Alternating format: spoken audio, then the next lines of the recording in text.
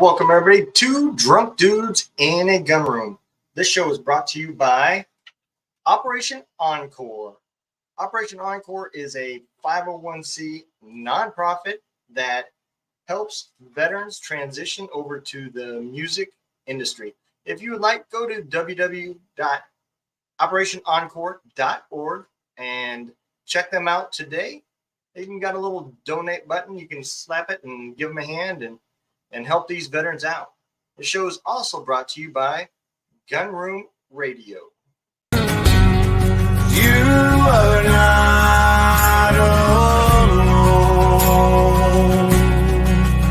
There are so many. It's a mortar attack. Smaller fire and RPGs. We don't. He was sitting in the shadows with a gun in his hand and a lifetime. I know he can remember when all the shows turned off at 12 a.m. Hey, today we have got an awesome show, man. This show is one I have been waiting for a minute. We were supposed to do it a while back, and life happened, and now we are getting it going. So tonight, I am going to bring on Jenn Ford. What's going on? Trying to get the dogs to shut up barking. So I don't feel bad. My dog over here, she has made herself on the air several times. So we have 6 dogs right now. So oh wow, yes, 2 are mine, and then 4 are my best friends, and everybody is excited, and they have been quiet until I got on the podcast, and now everybody is a superstar. That's it. I'm telling you, we raise hell over here. So why don't you give everybody a real quick background of how Jenn Ford became Jenn Ford? Well, I was born to Joe and Julie Ford first. There's a good start. That's the first thing that made me myself, I guess. My dad was a Marine, and I was born while he was stationed at Camp Lejeune, and my parents were from Texas, and he finished up his service when I was still a baby, and they moved back to Texas, and I've been here a diehard Texan my whole life, and they moved out to the Piney Woods up near Kilgore, Longview, to a town called Carthage, Texas, and I grew up there. Basically graduated from Carthage High School and went to college on a music scholarship. I've always been a musician. I've always been an entertainer. Always been into making productions and planning, exciting, entertaining events. As a child, I played on the piano and made a lot of noise. Had a guitar when I was a little girl. I never learned how to play it until I became an adult, but it's been about music. It's been about having a good time. And I guess when I went to college, I really had the idea that I wanted to see the world, coming from rural East Texas. And my dad served and my grandfather served, and I was the oldest. And I felt like I wanted to have opportunities for education and financial stability, and also see the world and do something, that was unexpected. And also didn't want my parents to tell me what to do. I was tired of people telling me what to do. So I joined the military, where they tell you what to do. Yeah. Absolutely. So if I'm not mistaken, you went in the Army as a MP, correct? Yes. How did that go over with Dad as a Marine? That did not go over well. First of all, if I could do it all again, I would not have chosen being an MP. I think G.I. Jane was super popular in 1996 and 97, and I had it in my mind that I wanted to be like a sniper or something. Okay. And I could have been an intel analyst with my GT score. I could have been like a nuclear scientist, because I scored really high, and my recruiter tried to talk me out of it. But I was dead set on being an MP. We had law enforcement in my family. My grandfather was an MP in the Army, and I felt like that was another way I could be of service and show my parents that you can't tell me what to do because I know the law. That's one for the Army. I'm gonna tell you, on Gunroom Radio, we have got a bunch of Marines. So when I hear a good get back at you Marine story, I like it, man. You can't tell me what to do, Mom and Dad. I am a police officer now. And fixing to be a sniper. No, I was never a sniper. No.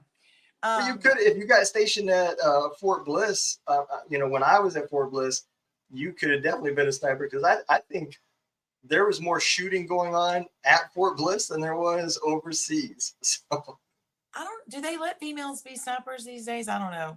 Back in there, back in the 90s, late 90s, I don't think they did. That's telling me. No. As I was getting out, they were opening up more combat arms MOSs. I believe within the last year or so, I believe even infantry is now open. So yeah, they're doing a lot of stuff. And at the time, MP was the closest thing to combat that I could get to. And we did everything that infantry do as far as training wise, but we add law enforcement aspect to it and then are mobilized. So like we were in Humvees, so I learned how to shoot a Mark 19 and a saw and a 50 cal and a 9mm and a M4 and an M16 and a shotgun and a grenade launcher and all of the things. And it was pretty fun. I mean, like, can I say a bad word on here? Absolutely. I felt like a badass. I mean, I still feel like a badass. You should. Yeah, but I had a drill sergeant. A funny story, not a funny story, but I 3 or 4 weeks into basic training, I got a really bad staph infection in my knee, and I had to like go in the hospital, get surgery. They sent me home. My drill sergeant Cates, said, "You'll never be back. You're a quitter." Blah blah blah. And I was like, "No, I'm not. I'm coming back." And I came back, and so I got kind of recycled into a new unit after I did all my PT and everything on my physical therapy. And so they sent me to a new unit, and that drill sergeant, I think, had been in the Army Soldier Show. And I was always singing in the barracks, like singing everybody to sleep, I guess, singing on the intercom. And he was like, "You've got a really good voice. Have you ever heard about the Army Soldier Show?" And I guess he'd been a cast member of the Army Soldier Show a few years before, and he told me about it. And I just kind of stuck it in the back of my mind. When I graduated AIT, I got orders to Korea, went over to Korea, took my guitar to Korea, sang in the barracks, partied. Absolutely. Learned how to drink, went to the field, did all the things you do in a line unit. And when I got back to when I went to Fort Bliss, about a year after I got to Fort Bliss, the Army band on Fort Bliss, somehow, I think somebody saw me singing karaoke at the bowling alley on post, and they referred me to the Army band to sing at their Christmas program for the post commander. And after that, it was on. Like, immediately I submitted an audition tape to the Army Soldier Show. I got accepted a few months later, went on tour. September 11th happened while I was on tour, came back, was doing MP stuff after we finished our 8-month-long assignment there. And after about 3 or 4 months of me being back, the Army band again was like, "We want you in the Army band. We want you in the Army band." And my unit would not let me go. What? Did not want me to have a good time, and understandably so, because we were right when everybody was getting deployed. And the post commander said, "Nope, we want Jenn Ford, and Jenn Ford's coming to my Army band because I want her to sing in my backyard, and I want her to lead the post choir, and I want her to do whatever." So I ended up back in the Army band after about 8 or 9 months of being an MP again, and got married, got pregnant 2 months later, had our first son. And then the sergeant major from the Army band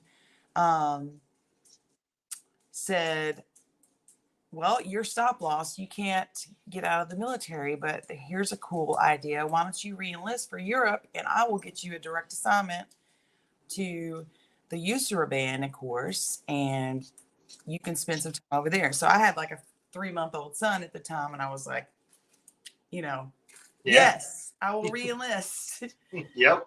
for an assignment that will allow me to be with my child. And so I re-enlisted, and he was 4 months old when we got there, and immediately started diving into music. And the USERA band is like the top of the line band. It's comparable to the actual Army band, of course, in DC. They have the same musicians. They just go back and forth. And so those were the top-notch musicians in the military that I was stationed with. And I did that for 4 years, and it was amazing. We had another child over there, and we left in 2007, went to Fort Sam Houston. I did a reenlistment to get back to Texas and was going to stay in and go back to being an MP because it was time. And I was a staff sergeant at the time, and I ended up being the Fort Sam Houston BAMC provost sergeant. So I was in charge of all the security officers, all of the DA police on the Fort Sam, the BAMC complex. And they started sending me to physical security school. I was gone for like 8 months after that first year that I was stationed there. Then they sent me to BNOC and spent a lot of time away from my 2 little ones that were 4 and 1 year old when we got there. And then a year after I got back to the States, they gave me orders to Fort Carson, to a unit that was going to deploy. And I said, okay. And the marriage had kind of ended. So I was a single parent at the time. So I left the kids with their dad, and I was going to go to deploy. And then some things happened with our children that basically made it to where I needed to get out and be a parent. So I ended up getting out with for parenthood to take care of my kids, and got honorable discharge and came back to East Texas and brought my kids back and started school. Thought I was going to be a nurse, and I came back to music eventually. I'm kind of condensing the process to where, because I know this is a military-based veteran platform. Usually I don't go as in depth with all of the things, but I know you understand what I'm talking about. Absolutely. But I think what I realized is that there were some things that happened in Korea. I'm an MST survivor. And once I got out of the military and those things started getting unpacked, then I realized that I had PTSD, and I had it really bad. And so as much as I would like to say that I've had a success story, it's not entirely like that. The first 3 years I got out of the service, I struggled a lot with housing, with just the transition, and also like who am I now that I'm not a soldier anymore? And so I think a lot of people have that obstacle to overcome when they get out of the service. Like, who am I now that I am not a soldier anymore? We just talked about this couple podcasts I was on, the Ricky E show, and that's exactly what he said. The big problem with transition is you think you're moving on to your new life, but the reality is your whole identity has been stripped from you. What you were in the military, your job was you, your buddies, your deployments, your history, all of that, Yeah. And so translating all of that to civilian life, it's like you have all of this jargon, all of the acronyms, all of the attitude, all of the discipline, all of that. And it's off-putting when you come out to people like, whoa, calm down. We're just going to the grocery store or whatever. And and you're like, no, this is how I do things. And like, well, this is not how everybody else does things. So you go through this cycle of like shutting it completely off, and then kind of feeling ashamed, I think, of some of the things that, like, God, I'm so wound tight. Why am I so wound tight? And I need to tone it down because people are kind of perceive this to be aggression, and it's not really, especially as a woman. ambition is perceived as aggression a lot. Like I've heard the term like you're so aggressive, and I'm like, aggressive is what a pit bull is when he's ripping the head off of a chicken. That's aggressive. Assertive means you know what you want. Yeah. And you're direct. And I think that those are more terms that should be used for military veterans and especially women that have Absolutely. been in positions of responsibility. A lot of times that all of that assertiveness and ambition and directness and, you know, matter of factness and sureness about what you're saying, you know, being concise, all of that, not sugarcoating things, is sometimes just like culture shock to your family, to, you know, if you go to church or whatever, you're like, oh, this is a good idea. And they're like, she just said that with so much confidence and went straight to the point and didn't wait on everybody else's feelings. And you're like, well, I'm not trying to waste your time. You know, I'm trying to get to the point and let's get her done. Let's get her done. So yeah, absolutely. And I do agree with you. We last season I had a guest on, and she brought up a huge point that I never even thought about it. You know, she was at the VA waiting to get her turn to go see the doctor, and an older lady looked at her and said, "Oh, was your husband in the military too?" And she was like, "No, I was in the military." You know, and people forget about that, and I never even thought about that until she brought that up. But I bet you that happens quite a bit. Yes. My husband, Eric, and I have been together for 8 years. We've been married for 6, and he is super supportive. Did not serve in the military, but he is 100% supportive, and he goes to a lot of my VA appointments, and we'll come in, and not so much around here because a lot of people know me in East Texas and in the Pine Woods for my music and stuff, and I've been going to the same VA forever. But if we go into Lowe's and I want the discount, I'm like, can we get the veterans discount? And they look at me like, can we see your, and I'm like, hello, me, not him, me. I know I don't look like I could bench press 250 pounds anymore. Back when I was, 15 years ago, I was Xena Warrior Princess. Now I'm just like a regular person, but I used to be a badass, and I want my discount. Absolutely. You know, so I've been following you on social media too. And since you brought up your husband, I gotta say he's got it. I don't know if it's his full job or if it's just a hobby, but if I'm not mistaken, doesn't he announce for wrestling? That is awesome. Yes. So he did wrestle for like 20 years. Okay. And in the East Texas, Oklahoma, just on the weekends kind of thing. And he's been doing it forever. And when we first met, he told me this and I was like, what? Like I love WWE, Dwayne Johnson, I think everybody in the United States used to watch it on Saturday mornings after cartoon. So I was a huge wrestling fan. But when he told me that, I was like, did you fight with The Rock? And he was like, no, not The Rock. But I did do some, expositions with Kamala. And I did see him fight Hacksaw Jim Duggan one time. And a couple other people. I can't remember everybody's names. But the first time I went to a wrestling match, I was like, I didn't know how to behave because I never had been to the live performance, not the performance, but the live wrestling match. Not, the event. I've never been to a live event before. And so I was sitting there all proper. And he really said that not a lot of his, his previous relationships, not a lot of people were as involved and they didn't go. And so he was excited that I went. But after about 30 minutes of me sitting there observing the chaos, I was like, I think that I love this. And then I was like, you suck, you're a terrible.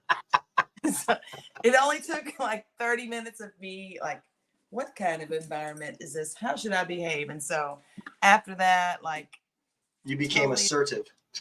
Oh yeah. Super fun. We would take the kids and he won Wrestler of the Year a year and a half after we've been together for his league, and it was super awesome. And those guys have been friends with them. They've all they came to our wedding, they come to my shows, all the time. And that's just like, those are like his brothers. Those are guys that he's been, you know, developing the storylines and doing stuff with for a long time. And so a few years ago, he got hurt pretty bad, which injuries do happen. They're not planned, you know, for them to be devastating injuries. But I remember the first few matches I saw him in, I thought he was hurt, and he wasn't hurt. But this one, I was actually at a show, and he called me, and I was on my way home with my guitar player. And I was like, "Hey, how are you doing? We're on our way home." He's like, "Don't worry." And that's the first thing he said was, "Don't worry." And I was like, "What do you mean, don't worry?" And he was like, "Everything is fine." And I'm like, "No, everything is not fine. I don't believe you. That's the first thing you just said is don't worry. So tell me what happened." And he said, I'm at the emergency room and I'm getting 18 stitches in the back of his head. He got hit with a baseball bat in a stunt, and he was supposed to bob, and instead he weaved, and they hit him with full contact. And that was that, as far as him being in the ring on the you know, the actual character side. I said, "That's it." I said, "You know, I love you and I support you, but we're getting older and we have children, and that's a serious injury, and I'm going to need you to stop, because you had a severe concussion." And I was like, "I'm not wiping your butt. Not doing that. I love you, but I'm not going to change your colostomy bag." Yep. Yeah. I'm with you. Well, you know, you can tell by the pictures that you know, he's very active in your career as well. You know, so that is awesome. You know, and I think that just makes the music and the journey that much better when you've got people around you that actually care. You know, I would say with full confidence that he came into my life at a point where I was at a crossroads. I have my barber license. I'm a master barber. I've done a bunch of different things. My husband calls me MacGyver. He's like, "She's done everything at least once." And so I was kind of at a point where I was figuring out how I was gonna, you know, feed myself, keep a roof over our head. yeah. And music was such a strong part of my life that I knew that I wanted to do it full time. And I broke up with him like 4 times, and I was like, "Look, I don't care where I live. I don't care what kind of situation it is. I have to do music, and I need you to understand that." And he was like, "Great, do it." And I was like, "We should totally break up." "No, we should break up." And he's like, "Why? I'm telling you to do it." And I was like, "I feel like there's a catch." She's like, "No, I think it's great." And I think because of how much I loved him as a person, it was hard for me to accept his support, because I had a lot of pushback my whole life from, you know, different things, from the military, from previous relationships, from even my parents, who are extremely supportive now. But, you know, it's hard to understand the life of a musician and artist in general. Like anyone who creates things that are art, it's not a tangible thing that you can like put a price to it, or a timeline to, of where the big payoff is. And they don't see the payoff as what's in here and what it does for you to like share your journey and relate to other people and actually kind of minister to people. I'm not super ultra religious, but like, you know, you're speaking to people and empathizing with people and showing your humanity and your vulnerability through your art. And I think that reaches people and is invaluable and priceless. And until you get people around you that see the effort and see how much time everything takes, and how much you toil over the message, then it does seem kind of, you know, futile or whatever. It's like, well, there's musicians are a dime a dozen. Well, anybody has music in their heart, I believe. Like that's the first language that a mother shares with their child when they sing them, you know, lullabies, or they hum to them. It's comforting, and to put a price on that is not something a lot of us like to do, but it is a business and it is my lifestyle. And I've figured out ways that make sense and worked really hard to put a complete product together. And I'm working every day to make it, pay off. But the ultimate payoff is that it gives me a lot of peace, and I feel completely 100% at home when I'm on that stage, where I'm still struggling daily with anxiety and depression. And I mean, right now you have the best version of Jenn Ford. I'm on. We're talking about music. I'm good. Let's talk Yep. about it. But other times it's hard. It's hard for me to accept help. It's hard for me to accept when people want to invest in what I'm doing and say, hey, we see what you're doing and we want to help you out. And I'm like, what's the catch? Like, Yeah. what do you want in return? Because I don't have any money. And they're like, we don't want anything in return. We believe in you. And I'm like, okay, All right. What's the catch? what's the catch? Yeah, no, I absolutely. I feel that way myself, and I'm just like you. I don't like asking for help. I don't even like accepting help. And I don't know how to act around people when they do give it to me. I feel all weird. So yeah, I completely get it. Kind of along with that, I know you received some interesting news about Camp Southern Ground. You want to talk about that? Are you talking about Georgia? Yep. Yep. Operation Support? Yep. Yes. So I'll talk about that, but I'll talk about some other opportunities too, like that have Okay. just kind of since Americana Radio came out. Well, even before then, there's just been things kind of falling in place over the last 12 to 18 months for me in music. And I got notification that I've been accepted to the Operation Encore program for the Warrior Song program in Georgia. And I would say that there's all these cool veteran programs, recreational programs for people to go out and experience a cool opportunity and maybe get some camaraderie with other vets who have similar experiences and similar interests. But a lot of those have been focused on like shooting or fishing or camping or horseback riding or There's a lot of outdoor stuff. Yeah. a lot of outdoor stuff. And I spend a lot of time outdoors in the military, sweating and living in the elements. And I really like air conditioning. Me And too. it's- Now. And I'll go float on the river and I'll get in the pool and I'll go fishing. That's cool. But if you're asking me to build a tent in the woods, with no running water for a week, I'll pass on that. Yep. I don't, you see this hair? I work really hard to keep it this blonde, and I don't want to carry it around a whole big rucksack full of mosquito repellent. So Yeah. Absolutely. So the opportunity that I think this organization has presented, and there's a few organizations that do stuff like this and that are starting to see a need for it, is for us to go and experience basically a retreat that focuses on songwriters and how I guess they're going to give me some tips on how to better manage my business, how to maybe be a better songwriter, all of those things. And to me, that's such a huge opportunity because it's really difficult to map all that out and stay creative, to manage like rights and registration and direction and just to get some mentorship with that, I think is invaluable to me. And so this is a really good opportunity, and I'm so excited that they selected me.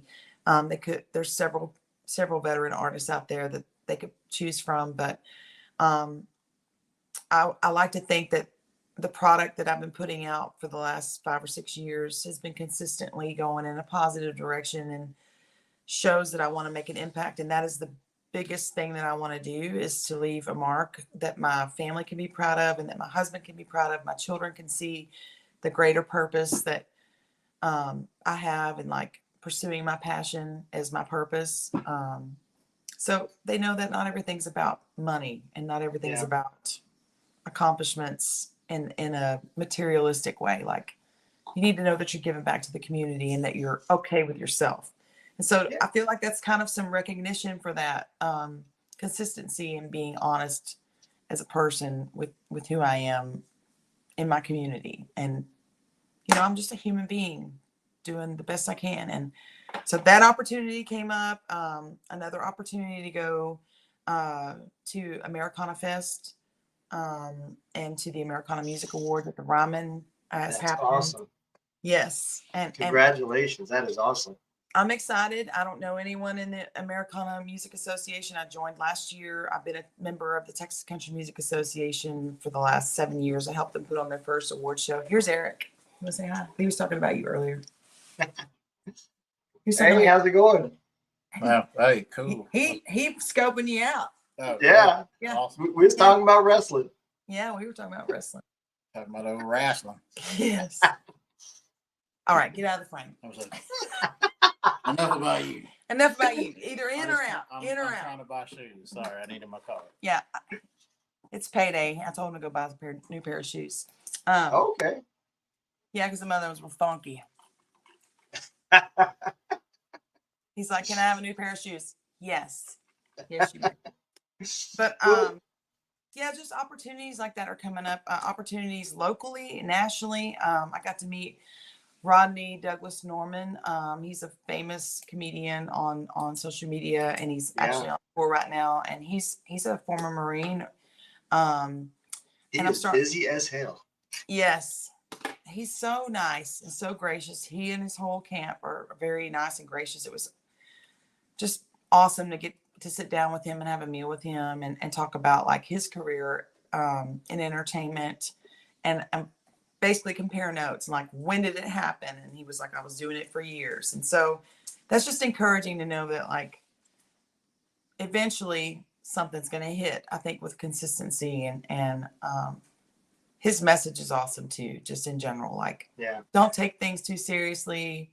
You never know what's going to happen. You got to be kind. You've got to be thankful. And he says it in such a funny, unassuming, hilarious, witty way with just being goofy. And I love that about him.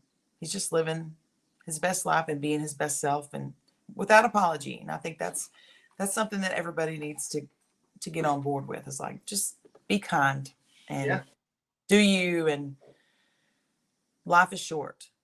You spend way too much time worrying about stuff.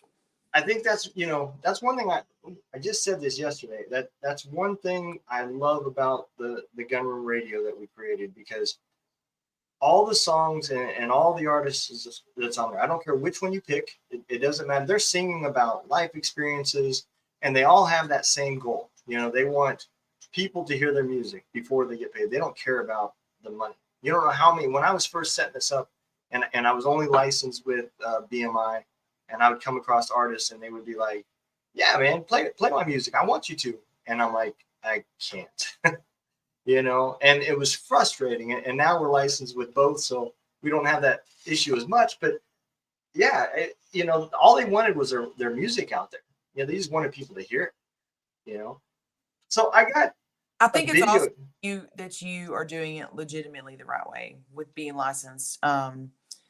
Because not a lot of people know what BMI and ASCAP is there for. And I'm still figuring all that out too. But that just basically makes sure that we're keeping track of where the music's being played and that we're getting our royalties for that. So that's awesome that you're doing it, because a lot of people don't know that. They think that it's a big evil organization, but no, it's really meant there to protect. It's just a lot of us don't know how to utilize that agency or those agencies to protect our work. So and I think the reason why is because the industry in itself has changed. Back in the day, it was about CDs. If you weren't selling CDs or cassette tapes, even further back, it was about that, and people were ripping them and stuff like that. And that's ASCAP and BMI. They became really big at trying to stop copyright and so forth. And now it's like all these platforms, it's just about getting your music out there and getting your name known for shows and so forth. And so now people don't even think about those agencies, but they do. They have a bigger role now, especially with the boom of podcasting and live streaming and so forth. You know, there's tons of platforms you go to, and you'll hear songs. I'm like, I know you're not licensed to play that, but yeah, absolutely. And you know, they do give most of the money to the artists. As I've been going through this and learning, you know, the yearly fees that I pay, 88% of that with ASCAP. I'm not sure on the exact number of BMI goes back to the artists and the songwriters. And I mean, it's split up between everybody. A lot of people don't even realize how many people's involved in making a song, but it's all split up. So yeah, it like you said, it goes back to making sure that you guys are getting paid and can continue to entertain and bring music that affects everybody, you know? So I know you just did a music video, and this kind of goes along with what we were talking about with Nutshell. Tell everybody a little bit about, because I learned a little bit more about it today. I didn't realize how much it was actually for your local community and veterans until I was reading about it today. So before I play it, if you don't mind me playing it, tell everybody a little bit about, you know, why you chose that song and everything else. Okay, so the whole album that I just released in April is a bunch of songs from 20th century songwriters that I love, that I listened to growing up. Hotel California. Yes. I love that song. Yeah, well, we're trying to get the money put together so we can actually fly to Vegas to film it at Hotel California for the music video. Oh. So you won't know anybody that's got $1 million. No, it's not gonna be $1 million. I just need probably like $1,500. We can make it happen. But that's what we're working on. Hopefully by the end of the year we'll be able to get up there and me and Josh can film that. But so the whole album is 10 songs that I listen to on repeat since the 90s or maybe even the 80s on some of the songs. And we've got John Prine, Stevie Nicks, Lane Staley from Alice in Chains, or Lane Staley from Alice in Chains, Chris Cornell, Prince, Jimi Hendrix, the Eagles. What do you got? We've got all the best American songwriters and performers from. It's a Super Bowl team right there. Yeah, and none of the songs are. I mean, if you put them one song by the other song from the original artist, they are so different in styles and instrumentation. So my goal was with the whole album is to take all of these songs that mean something to me and connect the dots with me as a musician and a fan, and do it in a updated way that shows kind of like my musical journey as growing into the adult that I am now. Hopefully I'm an adult by now. But as a young woman, and now as a woman that knows who she is, and I feel like that music was instrumental in me becoming who I am now as an artist. So we took it and made it kind of like a Yellowstone cinematic movie with cool Western vibes, and called it Americana Radio because it's all things Americana, like blues, country, and rock all put together. And we chose, we meaning me, me, we meaning me. Well, I could say that the boys, I call them the Steel Record Boys. It's Steel Records. That's Leaf Shavely and Kyle Roop. We talked quite a bit about song selection, and I presented some songs, and they actually suggested, I think, Nutshell to me, and I'd been a fan of that song forever, and I thought about what it meant to me before I chose to actually add it to the album, and I was like, the words in the song are kind of looming and retrospective and introspective, and all, it's vague but very clear at the same time about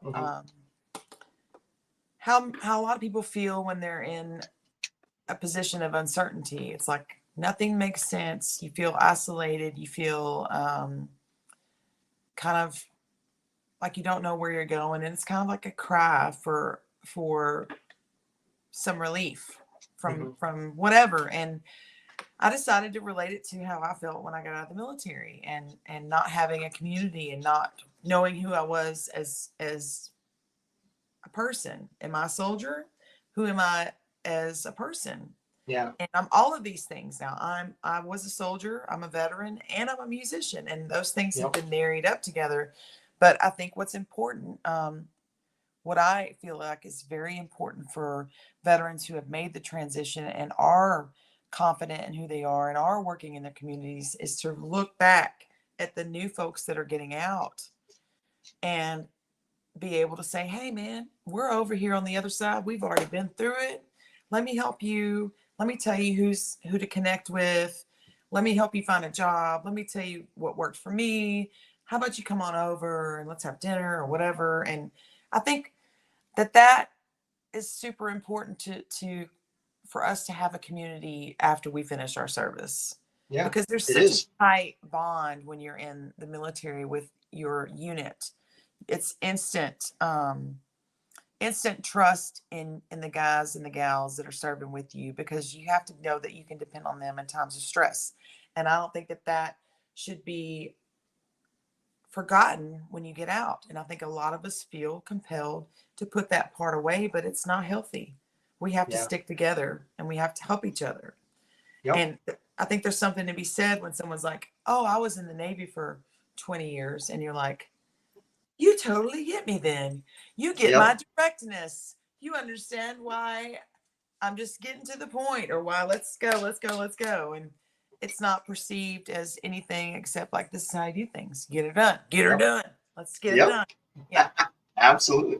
Well, let's go ahead and play Nutshell. Here's the video by Jenn Ford. Nutshell.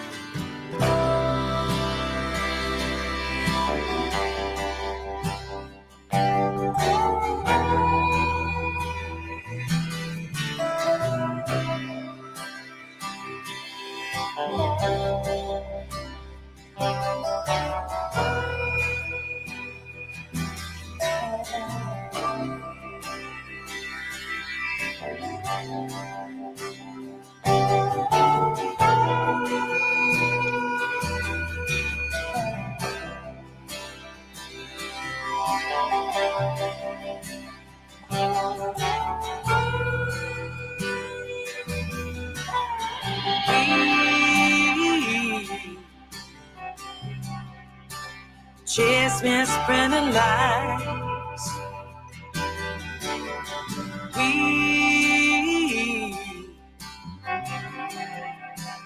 face the path of time,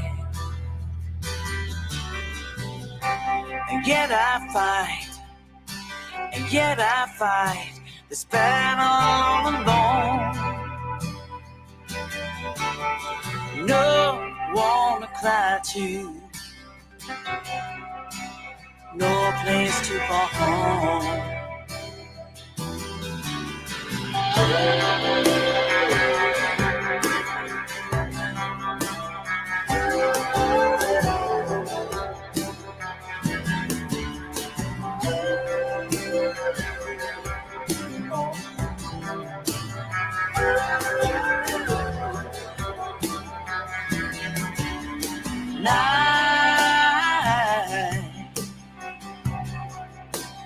Guilt and selfish rage,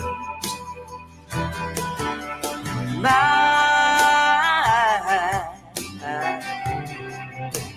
privacy is raised, and yet I find repeating in my head.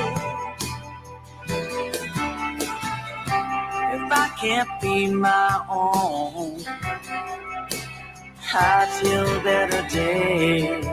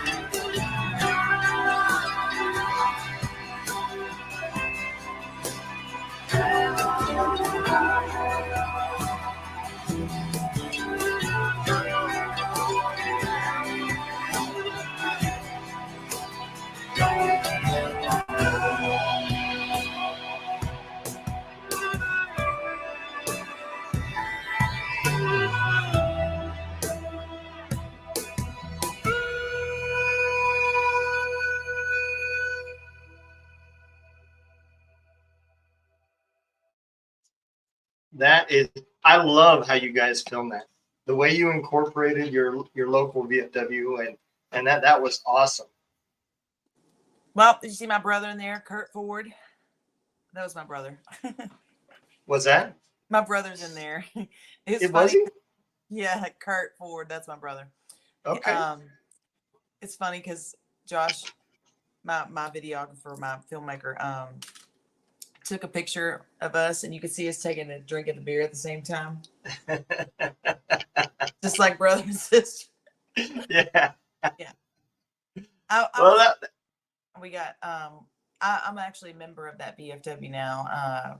I have played at VFWs quite a bit in the last few years, but so I didn't feel like I needed to join. But after I went up there and I saw what they were doing in the community, and I've even played there before, and Lonnie is one of my best friends now. Hey, Jason. She is an adjutant up there, or she does something up there, and she was the only female in the VFW, and I was like, this is a problem. I need to join. Let me join, because I think there's so many women veterans out there that kind of, like you said, get forgotten about. And absolutely. I need to make this better. Yeah. And make it to where we're getting represented, because there's so many of us. And if I can help male or female veterans by just putting it out there that there is a community, and it's a good post as well. They do a lot of stuff. They have events every night of the week almost. But that should be my mission, is to encourage people to get in there and get involved in the community.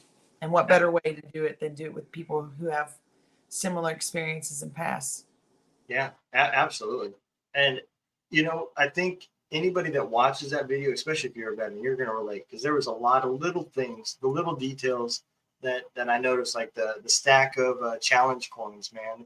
Just seeing it brought back memories. And I think that's the thing that veterans are really going to pick up is that little details about stuff that just brings back those memories. So I don't know how you guys film it or who directs it or anything, but they did an amazing job.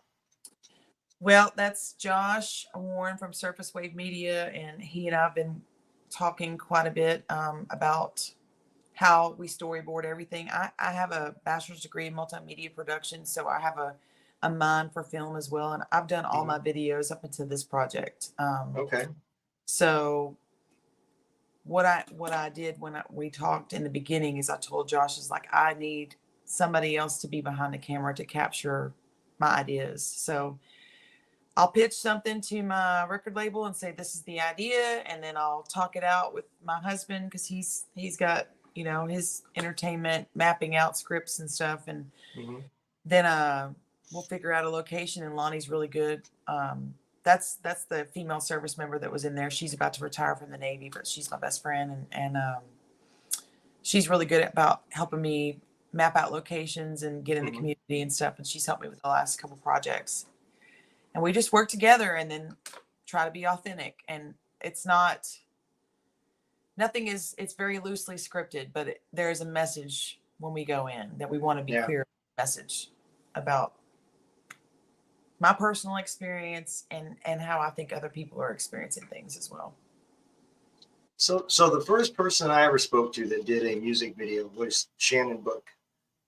And I had no idea how they were done until he was explaining it to me about, you know, he said it took him 2 weeks to get through that song with all the videoing and everything else that they were doing. And he said, I have never in my life had to lip sync a song so many times. And I said, holy cow, I never even thought about this. He said, you'd get through a line and they'd be like, nope, do it again. Everybody's different, but Josh is really good about efficiency, and I'm about efficiency as well. So like, I think I lip sang Nutshell 3 or 4 times maybe, and he just changed the views and pieced it all together. We always do that at the last part of the filming. Most of the work we do takes weeks to plan and then 2 or 3 hours to shoot. Really? So, Wow. And then Josh is really good about getting it back. I get it back within 7 to 14 days. So holy cow, yeah. He's very good. He's very good. And we have a great, we talk to each other 2 or 3 times a week just to chat and talk about what's going on. There's a video that I put today of him outside with the dog, and he like made a voice for the dog. He's just really good. Josh is super easy to work with. Highly recommend him for anybody that needs a video done in our area, because he's a really good artist as well. Yeah, I mean, I can imagine he's probably got a thriving business down there too. Because as I've gotten into, you know, I was not a music person before I started this radio station. I did it just because I seen the troubles people were having with all these platforms like Spotify and Facebook and everybody. You know, as a podcaster, I would just get buried. And for me, it didn't matter because this was just fun for me, man. I just enjoyed talking to veterans, and it helped me out probably way more than I've helped anybody else out.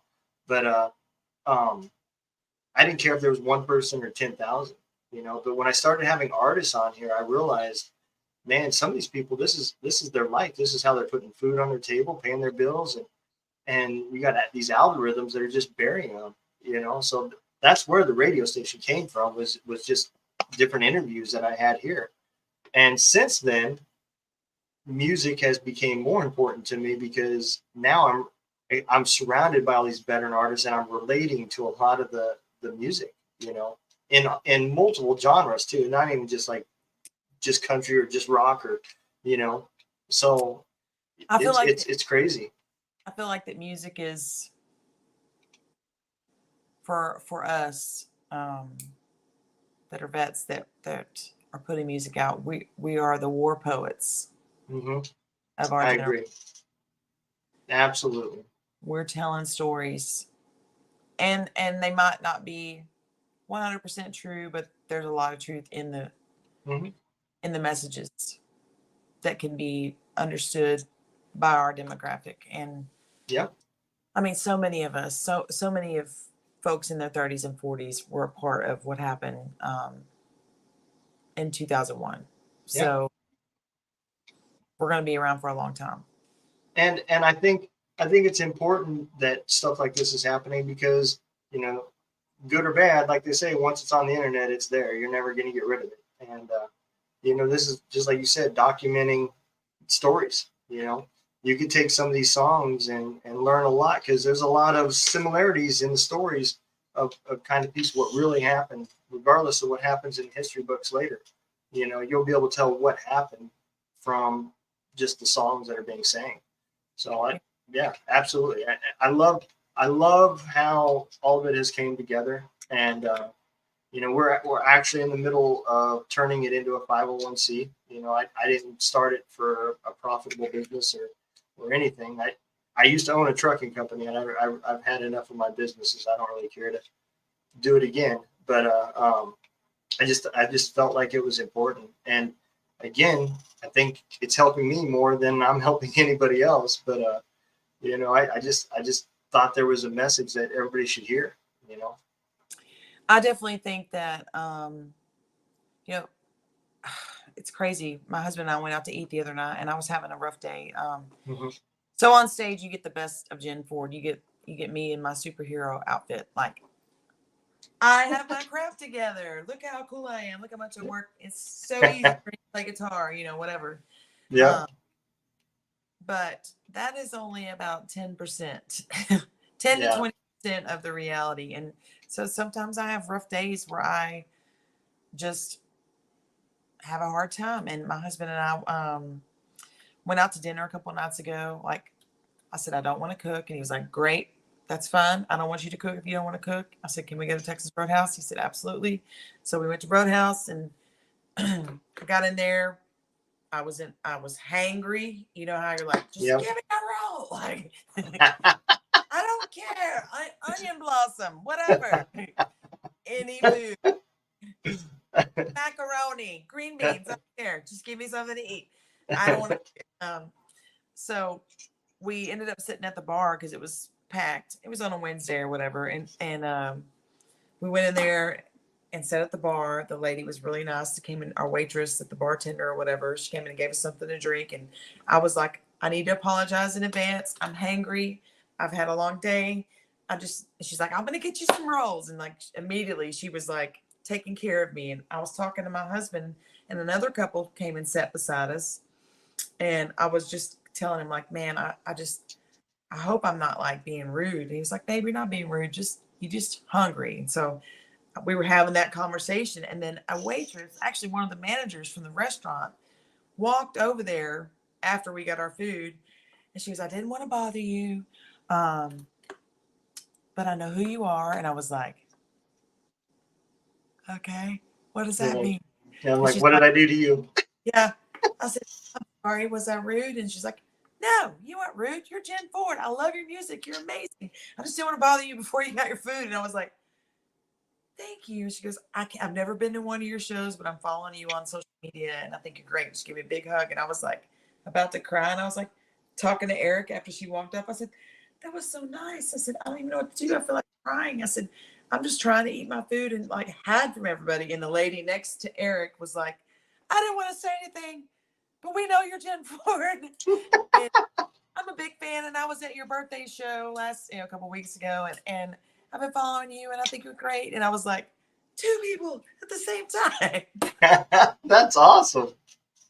Yes, it is awesome, but also it just made me feel a little bit like crap. I can't go nowhere and misbehave. Like I better not be rude to anybody.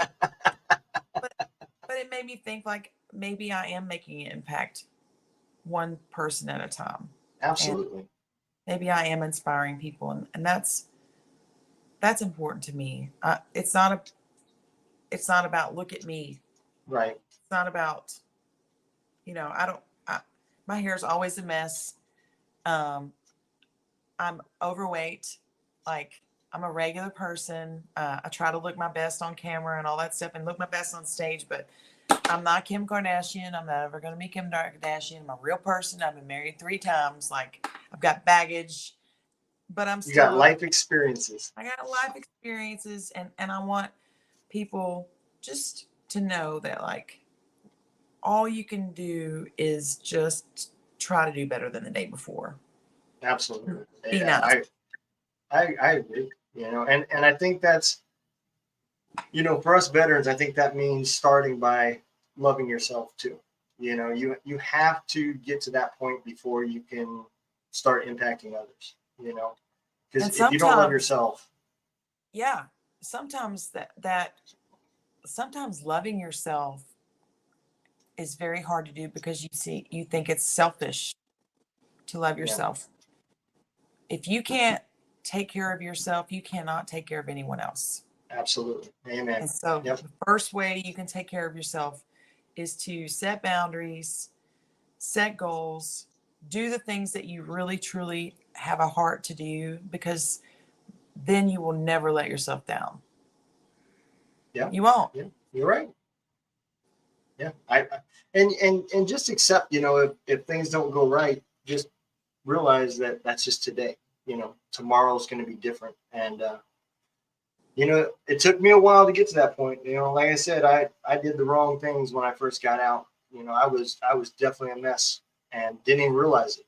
I was to the point where I'm not fucked up. Everybody else is fucked up, and then I put myself, because I couldn't find work. There's the 2008 was still affecting a lot of businesses. That was back when Ford and Chevy and all those dealerships started closing places down. And that's what I was. I was a mechanic in a small town. I picked that town because it had every dealership in it. As I was getting out, they were closing down. So I couldn't find work. And I started a trucking company, and I put myself in a truck driving 650 miles a day, 6 weeks at a time, being by myself. And it just put me in a downward spiral. I just stayed in my head, and man, it's taken years to get to the point where I'm at now. And none of that started until I could just finally accepted myself, Yeah. And that's tough.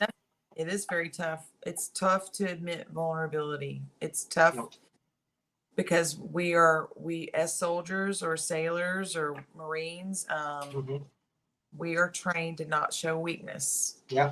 And we are expected to know what to do at the sign of trouble and distress. And when it's not imminent danger that, like someone shooting at you or someone trying to whoop your ass or whatever, then it seems very minuscule as far as like, nothing is attacking me right now. I'm in a house with air conditioning. I have running water and it's quiet and no one's shooting at me. Why do I feel like I'm drowning? Yeah. I felt like that the last couple of days. I just took a new job, a promotion, and it came with a lot more stress. Plus, still everything that's going on with the radio station and podcast. I mean, and I have just, I've had people text me today, and I'm just like, look, today's not the day. I'm telling you, I'm fucked up today. So let's talk about this tomorrow. But I get it. One of the things that I like to do, especially for the artists, I like to play 2 songs, and the other one out of your portfolio that I picked was Hot Mess Express. I love that song. When I heard it, I said, man, that is such a fun song. Where did that come from? Well, I've got I got some girlfriends. I actually have more male friends, or I have traditionally had more male friends than I had girlfriends since I got out of the military. I'm surrounded by dudes in my band, and I have 2 sons, so we're football parents, and we're always at the football game or whatever, but I do have a history of shenanigans with my girlfriends, and I basically took every shenanigan scenario I've ever had, because I used to be a party animal, and I still like having a good time, but no one's on the cusp of getting a citation or getting arrested anymore. I've never been arrested. I've never been to jail, knock on wood, except when I was putting people in jail as an MP, but I probably could have been arrested a couple times for my shenanigans. That's the best way to describe it. But I think I wrote this song right around when COVID was like taking off, and my sister had just had a baby, and I went down and saw her, and I thought it was hilarious that she was struggling as a parent. Because she's 10 years younger than me, and she's so gorgeous, and she's very smart, and she has all her crap together, and she might watch this and she may not watch this, but I love her to death. I love her so much. She's my best friend. Like, I just love her so much. She's such a hard worker.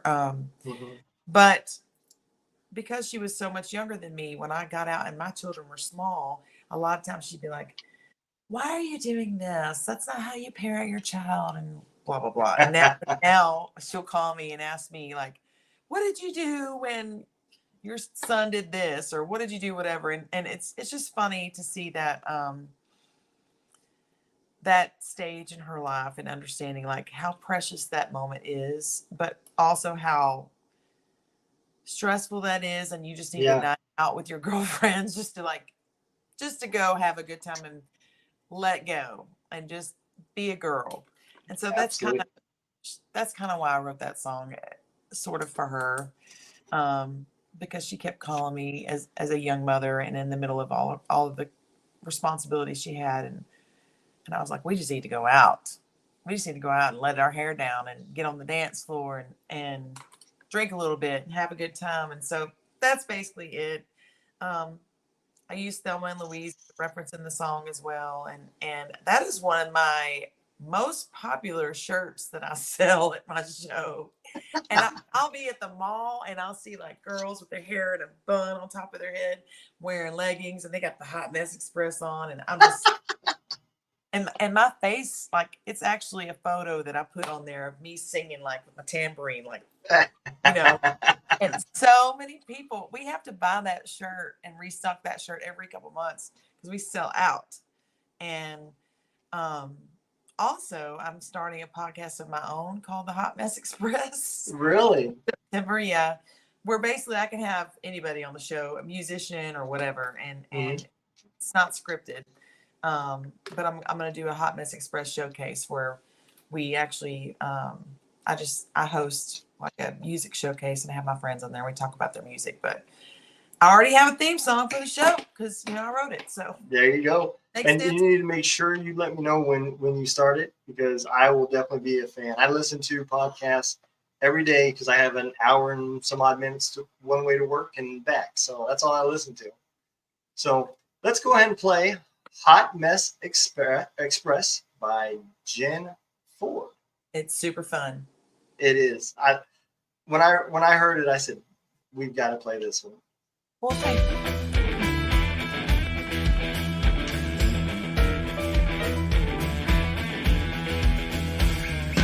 Honey, you look like you could use a drink. Another day gone and it's been a hell of a week. It's been a while and you've been losing you. Pick up your chin, this is what we're gonna do. Get on the Hot Mess Express, we're gonna have a good time. Let's get out on the dance floor and shake it all night. Don't you worry about nothing, hop on in all aboard. It's time to raise the roof until they shut down the dance floor.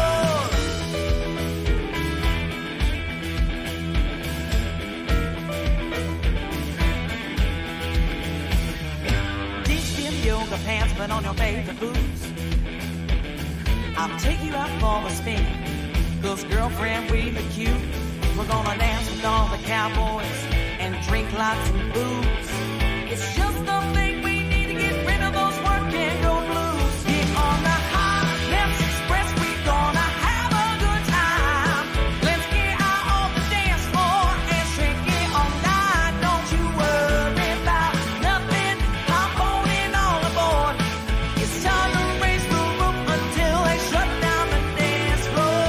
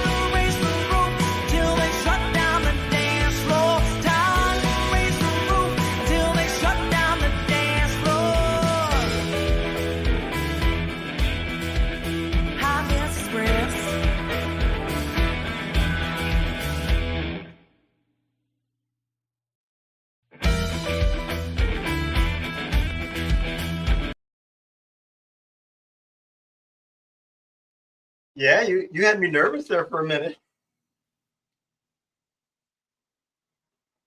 You can't hear me? I wonder what happened. Yeah, I can't hear you either.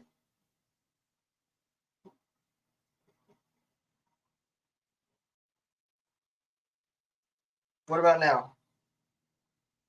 Nope.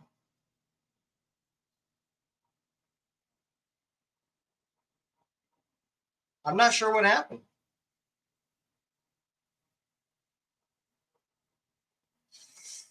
We are having some technical difficulties. Yeah, something happened with Jenn's audio. I'm not sure what it is.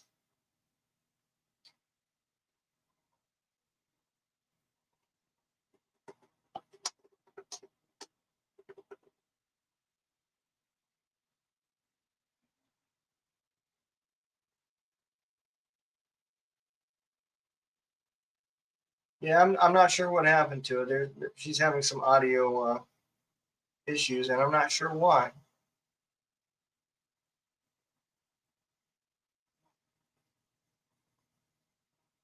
Yeah, and we can't hear you either.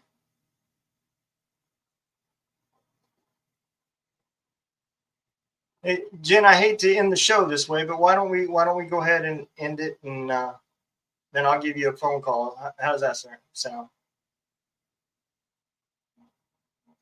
All right. Everybody, that's Jenn Ford. You guys, I will make sure that I have her links and everything in the description when we load this up on Spotify. You can find her at jennford.com, on Facebook at Jenn Ford Music, or you can follow her on Spotify. I suggest everybody do it because she's got amazing music. You know, there's a lot of big people out here that's noticed, and you might want to catch her now before she starts selling out massive auditoriums and the prices become $150,000. See credit approval to go see Jenn Ford. So, Jenn, I appreciate it. You take care, and we'll talk to you all later.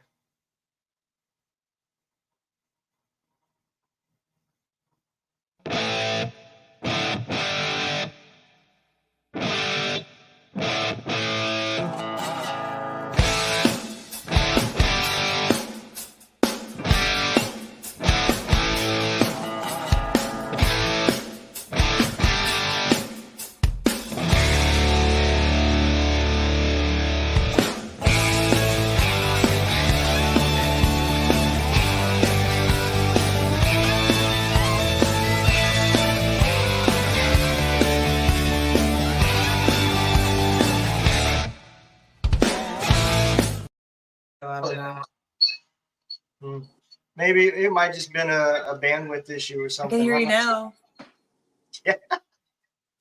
Well, you can hear me. Really?